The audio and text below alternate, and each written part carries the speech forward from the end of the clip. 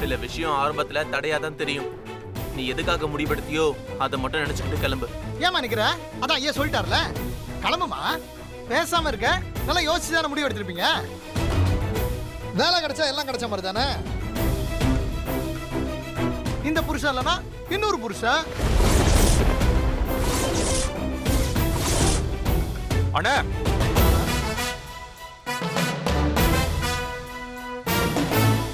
அண்ணா இங்க பாருண்ண. ஏய் என்னடா அண்ணன் நொன்னன்ட்டு அவன் உனக்காக பேசிட்டு இருக்கா?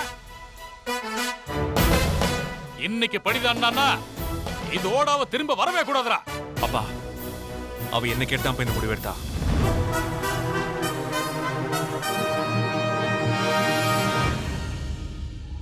ஒவ்வொருத்தருக்கும் ஒவ்வொன்று முக்கியம்.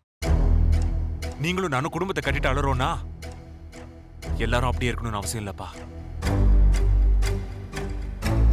வேண்டாம் நான் போட்டும்பா.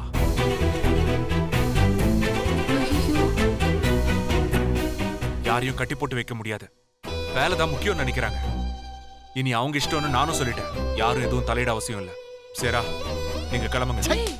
ஐயோ மாமா பாத்தீங்களா? வேண்டான்னு முடிவு பண்ணிட்டா. இனி உன்னை எப்படி நிறுத்துறது? திரும்பி பார்க்காம போயிடு சக்தி.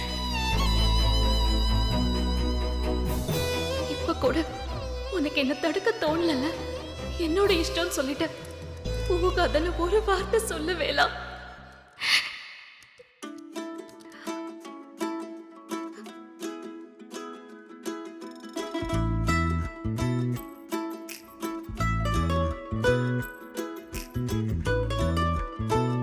சக்தி வா. நீ போகாதே என்ன விட்டு,